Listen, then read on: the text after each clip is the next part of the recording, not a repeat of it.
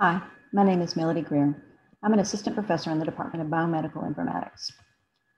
Factors such as education, income, housing and neighborhood conditions, and transportation systems all make a big difference in cancer risk and survival, but are mostly missing from cancer research data.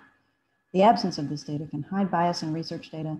Without it, we pass up a chance to improve research into inequalities in cancer outcomes. Our proposed work develops a process to expand data items collected for research beyond clinical and biological information to include wide-ranging lifestyle factors referred to as social determinants of health. Missing information is especially important for rural residents. They face financial, transportation, and isolation issues that don't affect their urban counterparts.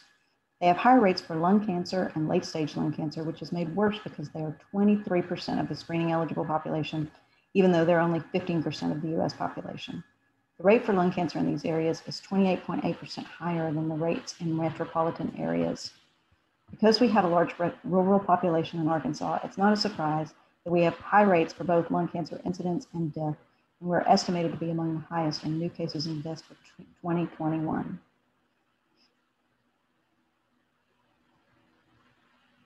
Because cancer health disparities have gotten worse in recent years, it's important that we add this missing SDOH information back into our research data as quickly as possible.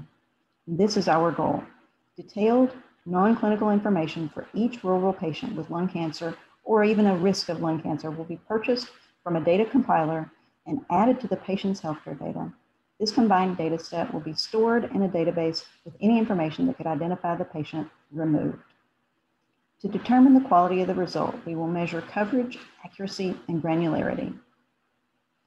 The data compiler may not have information for every patient, and this is called coverage.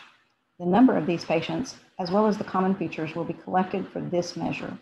Accuracy can only be estimated, and we will use the amount of agreement between clinical data and purchase data where there is overlap between the two to estimate this value. Data comes in different levels like your state, your county, your zip code. Levels that include more than one person are just averaged. The more specific our data is to an individual, the more granular it is, and the more likely we are to identify slight differences in patients that are associated with cancer. We will also look for and correct bias in this data set. Data can be biased because it comes from sources that are biased, and even when obvious elements like race or income are removed, computer models may still pick up features that move along with these and are associated with them, so they're equivalent. We will use this new data to identify patients who qualify for lung cancer screening but do not participate. We believe that the new data set with added social factors will give us a way to determine what they have in common. Our research is unique. According to the American Cancer Society, social data should be added to healthcare data to improve healthcare research into cancer.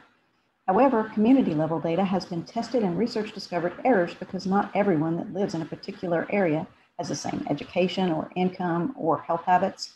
Our project is different and avoids these errors because we will use data specific to the individual patient. The information that is added to healthcare data also needs to be current because people change over time. For this reason, we're developing a repeatable process that can deliver fresh data on a scheduled basis. The data also can have unknown bias. For example, data may contain positive or negative information that occurs mostly for one race or gender. As part of our process, we will correct for this bias in data. Our immediate goal is to create a repeatable process to add SDOH factors to clinical data of rural Arkansans. Accomplishing this goal will provide pilot data as well as a process which has been called for by the American Cancer Society and the National Institute of Health. To address worsening cancer disparities, we need to add back the social determinants of health into our clinical data. Ultimately, our process will allow this information to be automatically added to healthcare data for research as it is needed. This data will give us competitive advantage for an identified NIH UO1 and facilitate the new multidisciplinary research collaboration of Joe Sanford, Riley Lipschitz, Kevin Sexton, and Melody Greer. Our team members have experience in healthcare and with commercial companies that provide data about individuals, and this is a combination. Thank you very much for your time and attention.